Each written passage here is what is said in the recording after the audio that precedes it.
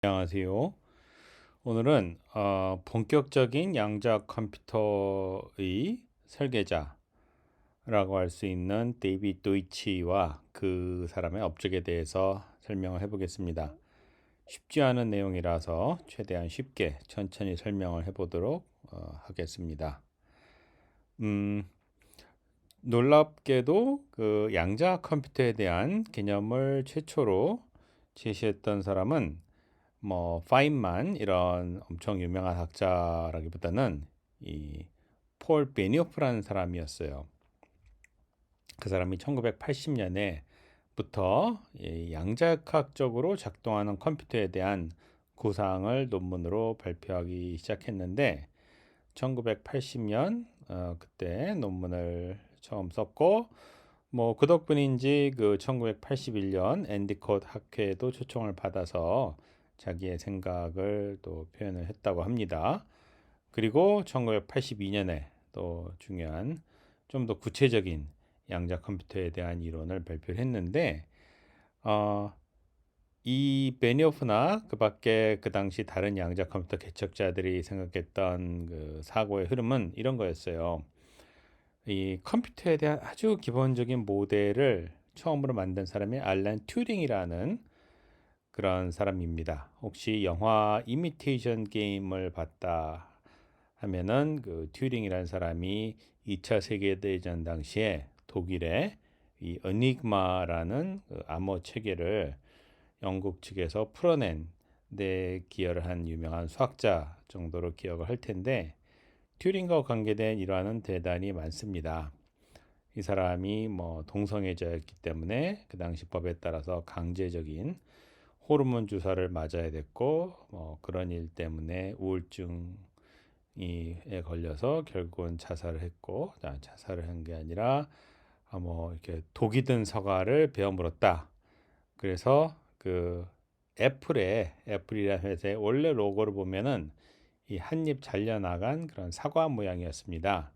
그 이유가 뭐냐? 이 애플을 창업한 이 스티브 잡스, 스티브 보즈니악 이런 사람들이 이 계산과학의 개척자 알렌 튜링을 워낙에 너무나 존경한 나머지 그 사람의 죽음을 상징하는 그 한입 베어진 사과를 아예 자기 회사의 로고로 만들었다.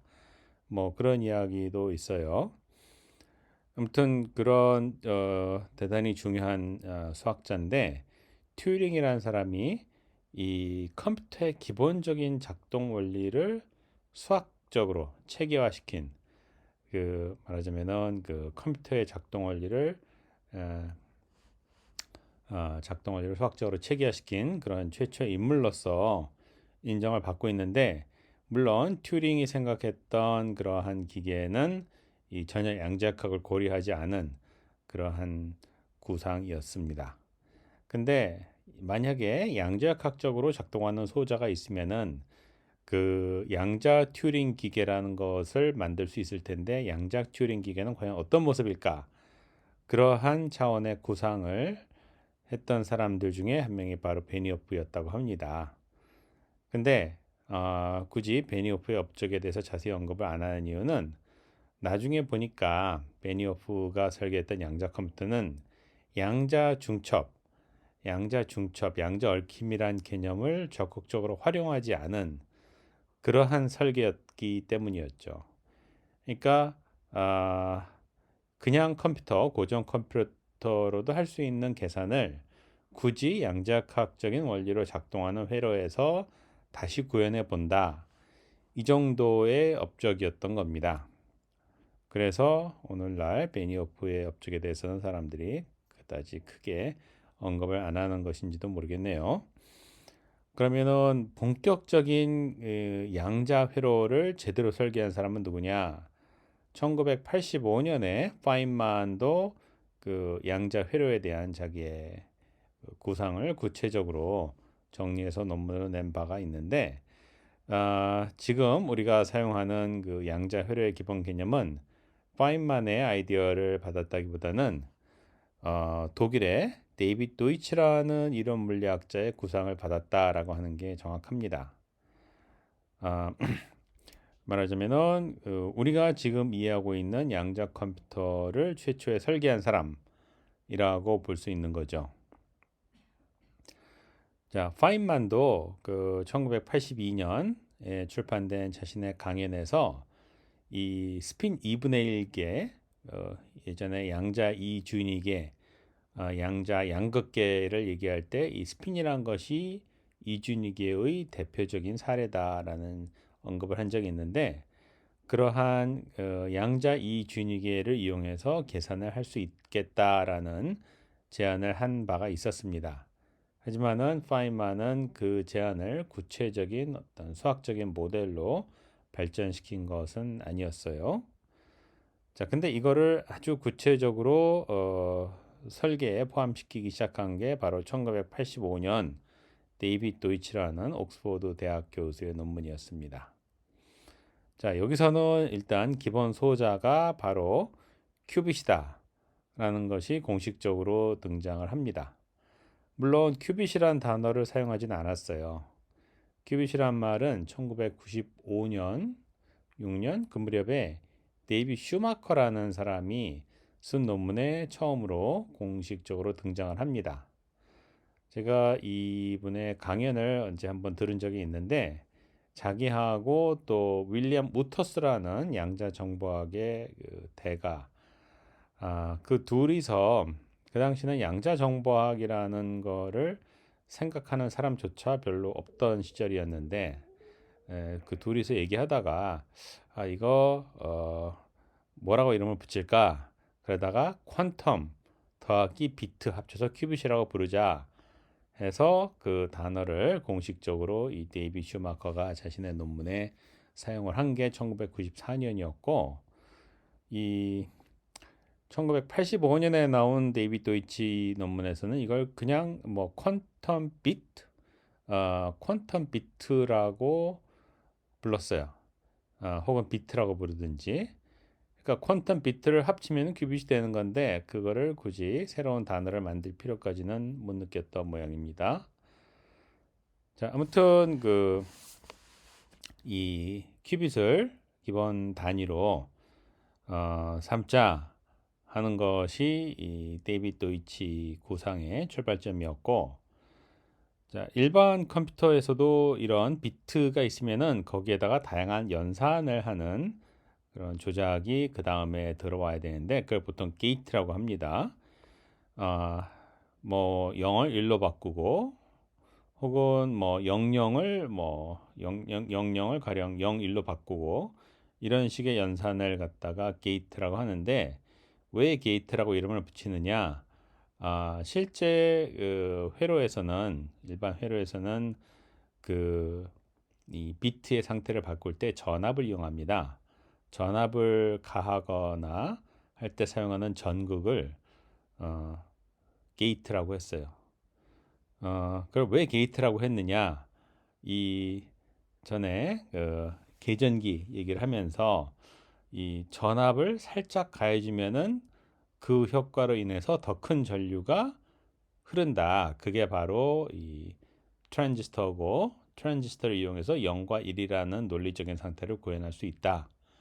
자, 이게 마치 수도꼭지처럼 혹은 그 문을 열어주는 어떤 문지기처럼 이 물질적인 소자의 상태를 자기가 제어하는 기능을 한다라고 해서 게이트라고 이름을 붙인 것 같아요. 자, 근데 이 양자 회로에서도 이 게이트란 것이 당연히 역할을 해야 되는데, 일반 게이트와는 결정적으로 중요한 차이가 뭐냐? 비트에서는 도저히 상상할 수 없는 연산, 가령 0이라는 상태를 0과 1의 중첩된 상태로 바꿔주는 연산, 이런 것도 가능하지 않겠느냐 해서 이런 중첩 게이트를 도입을 최초로 한 겁니다. 물론 이런 중첩 상태를 만드는 연산, 이런 것을 그 전에도 사람들이 생각은 했겠지만은, 이거를 공식적으로 수학적으로 도입한 것은 데이빗 도이치의 논문이 최초였던 걸로 보여요. 자, 0을 0과 1의 중첩으로 바꾸는 연산, 이런 거를 요즘에는 하다마드 연산이라고 하는데, 도이치는 그걸 하다마드라고 부르진 않았지만은 이러한 연산의 형태를 최초로 도입한 것은 분명합니다. 이 데이빗 도이치가 좋아했던 개념이 이 휴 에버렛이라는 사람이 예전에 만들었던 다중우주 개념이었어요. 아, 이 과학 그 대중적인 과학 이야기를 많이 들어본 사람이라면은 뭐 다중우주 이야기도 어느 정도 친숙할 텐데 요즘은 영화에도 다중우주 얘기가 참 자주 나오죠. 다중우주란 건 뭐냐? 이 양자역학적으로는 여러 가지 가능한 상태가 다 중첩이 돼 있는데 우리가 뭘 측정해 보면은 그 중에 딱 한 가지 가능성만 보인다. 그럼 나머지 가능성들은 다 어디로 간 거냐? 했을 때 에버렛이라는 사람이 이 우주가 하나가 아니라 되게 많아서 A라는 우주에서는 A라는 결과가 관측이 되고 B라는 우주에서는 B라는 결과가 관측이 된다. 그러니까 우주는 하나가 아니라 엄청 많다. 이런 식의 좀 황당한 이 주장을 했던 적이 있어요. 이 사람이 근데 이 그냥 주장을 한 이 사이비 뭐 제야 물리학자가 아니라 프린스턴에서 존 휠러라는 대단히 유명한 그 지도 교수 밑에서 제대로 학위를 받은 물리학자였어요. 물론 에베렛은 이 너무나 파격적인 해석을 자기 박사 논문 주제로 삼는 바람에 그 뒤에 이 물리학자로서의 길은 걷지 못하고 나중에 어떤 회사에서 연구원으로 살았다고 하는데 이 사람이 제안했던 이 다중우주론이 여러 사람들한테 깊은 영감을 준 것은 사실이었어요. 근데 이 데이빗 도이치라는 사람은 이 양자 기계를 양자 연산하는 기계를 만들면은 휴 에베렛의 다중우주론이 이 기계에서 정말 작동한다라는 걸 보인다라고 믿었어요. 그리고 자기 믿음이 옳다는 것을 증명하기 위해서 간단한 사례를 하나 만들어서 보여줍니다. 그게 뭐냐? 어떤 함수가 있다고 합시다. 함수의 입력값은 0 아니면 1, 딱 두 가지예요. 그러면은 0이 들어갔을 때의 함수값과 1이 들어갔을 때의 함수값이 같으냐, 다르냐, 이거를 컴퓨터한테 판별하게 해보자. 이런 문제가 있다고 합시다. 그러면 일반 컴퓨터는 일단 F0를 계산하고 그 다음엔 F1을 계산한 다음에 두 값을 비교하는 그러한 작업을 하겠죠. 자, 그러면 연산을 최소한 2번 해야 됩니다. 그런데 이 자신이 고안했던 그 양자 컴퓨터가 정말로 있다면은 이 계산을 단 한 번에 할 수 있다라는 것을 간단한 계산을 통해서 간단한 이론을 만들어서 보입니다. 그러니까 일반 컴퓨터에 비해서 양자 컴퓨터가 더 연산을 빨리 할 수 있다라는 걸 보이는 거죠. 보인 거죠. 요즘은 이거를 도이치의 알고리즘이라고 하는데 이 인류 최초의 양자 알고리즘이라고도 볼 수가 있습니다.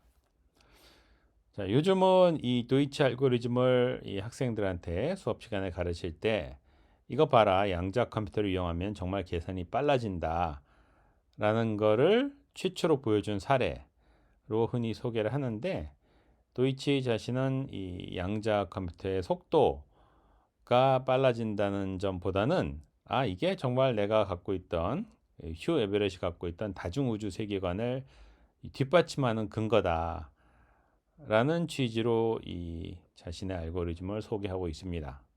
무슨 뜻이냐? 두 개의 우주가 있어서 한 우주에서는 F0라는 값을 계산을 하고 다른 우주에서는 F1이라는 값을 계산한 다음에 두 계산 결과가 다시 이 하나의 우주에 합쳐져서 두 값을 비교하기 때문에 우리가 계산을 마치 한 번만 하는 것처럼 보이는 것이다. 이런 식의 해석을 내린 거죠. 근데 뭐 다중우주를 믿건 안 믿건 그거는 제가 보기에는 그냥 본인의 선택의 자유인 것 같고 현실적으로 이 도이치 알고리즘이 갖고 있는 의미는 이 계산 속도가 빨라짐을 처음으로 보였다. 양자 컴퓨터에서는 그러한 의미가 가장 정확한 표현이라고 봅니다. 그 몇 년 뒤에는 양자 회로를 훨씬 더 구체적으로 설계하는 그런 논문을 씁니다. 그래서 이 사람이 1989년에 논문에서 제시했던 그 양자 회로의 구상이 오늘날까지도 양자 회로의 일종의 표본으로 계속 사용되고 있습니다. 자, 이 논문의 내용을 다 소개하는 것은 쉽지 않은데 몇 가지 쟁점만 이야기를 하자면은, 일단 물론 비트를 큐빗으로 대체하고 그 비트에 여러 가지 연산을 해서 이 계산을 이어나간다.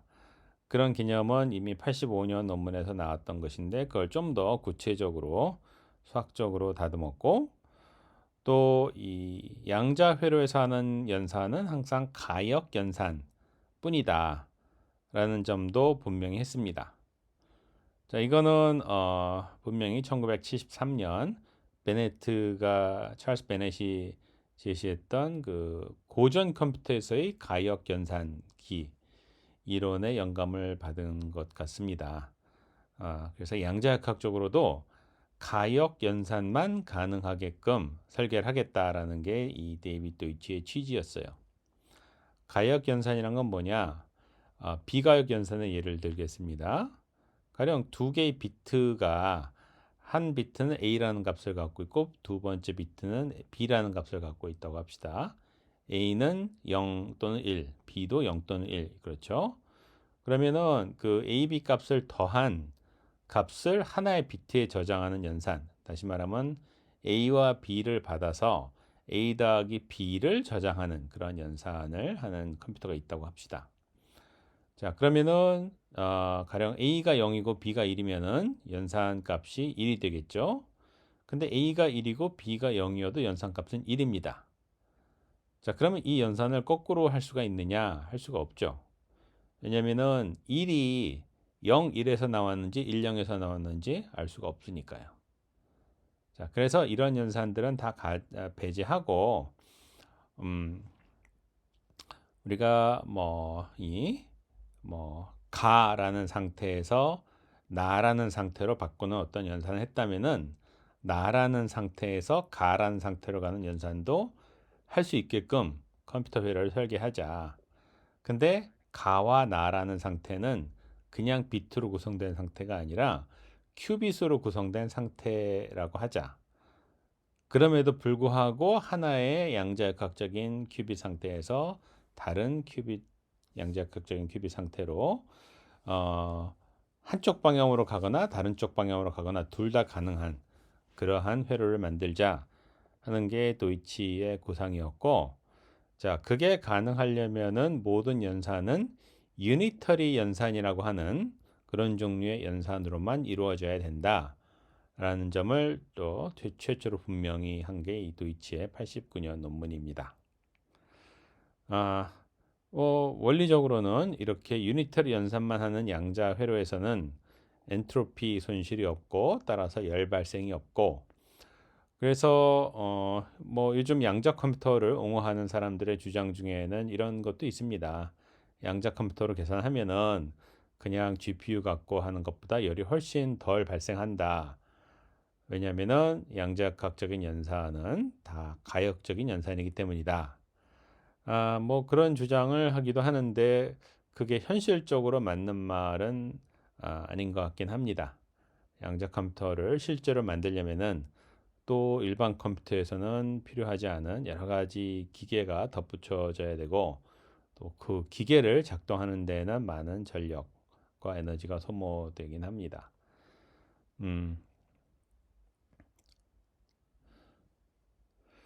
자, 그 다음에 데이비드 도이치가 또 하나 명확하게 제시한 개념이 범용 양자 연산이란 겁니다.